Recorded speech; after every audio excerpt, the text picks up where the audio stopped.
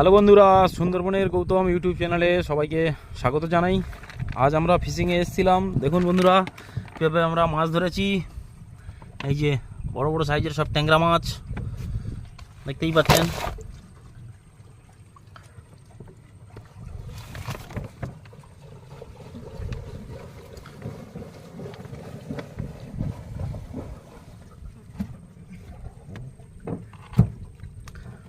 ট্যাংরা মাছ, এই ট্যাংরা মাছ ধরলাম সকালের খাওনে।